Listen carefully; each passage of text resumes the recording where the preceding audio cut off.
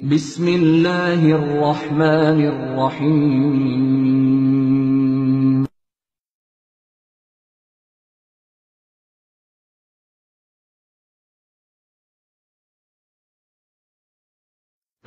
السلام عليكم ورحمة الله وبركاته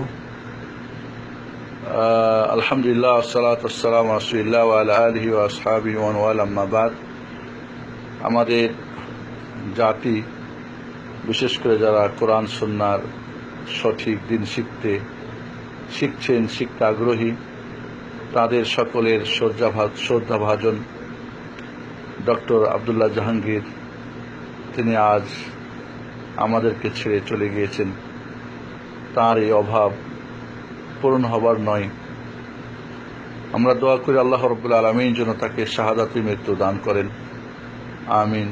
এবং রেখে যাওয়া তার পরিবারের, তার ছেলে মেয়ে, কলিজার টুকরা, তার স্ত্রী, বাবা মা, ভাই, আত্মীয় স্বজন এবং তাকে যারা আল্লাহর রাস্তায় ভালোবাসেন সকলকে এই মুহূর্তে সবর ধৈর্য ধারণ করার তৌফিক দান করুন।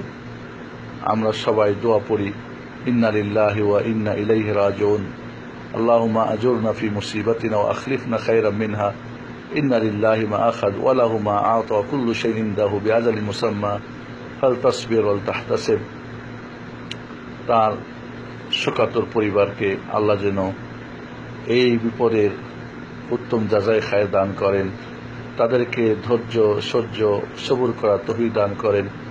এবং আমরা জাতি হিসাবে যে আমরা আমাদের একজন অত্যন্ত সকলের প্রিয় ব্যক্তিত্বকে হারিয়েছি, সেটা যেন আল্লাহ আমাদেরকে সেই কষ্টের আমাদেরকে যেন জাযায়ে খায়র দান করেন। আল্লাহ রাব্বুল আলামিন হতে পারে এই ফিতনার জামানায়, ফিতনার সময়, ফিতনা থেকে বাঁচার জন্যই হয়তো তাকে উঠিয়ে নিয়েছেন। এবং আশা করি তার মৃত্যুটা চাপা খেয়ে মৃত্যু। হাদিসে আছে যারা চাপা খেয়ে মারা যায় তারা শহীদের মর্যাদা লাভ করে। আল্লাহ রাব্বুল আলামিন তাকে যেন শহীদ হিসেবে কবুল করেন এবং তার রেখে যাওয়া বক্তব্য, রেখে যাওয়া বই পুস্তক, তার আলোচনা, তার ভালোবাসা, তার আদর্শ, এ দ্বারা যেন মানুষ উপকৃত হয়। কিয়ামত পর্যন্ত এগুলো যেন সদকা জারিয়া হিসেবে থাকে। আল্লাহ তার কবরে যেন এই সদকা জারিয়া রাখেন এবং আমরা সবাই তার জন্য দোয়া করব। আল্লাহুম্মা গফির লাহু ওয়ারহামহু ওয়াআফিহি ওয়াআফু আনহু ওয়াআকরিম নুজুলাহু ওয়াসসি মুদখালাহু ওয়ানাক্কিহি মিন খাতায়াহু কামা নাক্কা সাওবুল আবজু মিনাদ দানাস। اللهم اغسل خطاياه بالماء والثلج والبرد. اللهم ابدله دارا خيرا من داره واهلا خيرا من اهله وزوجا خيرا من زوجه واعيذه من عذاب القبر وعذاب النار وادخله الجنة الفردوس يا غفور يا رحم.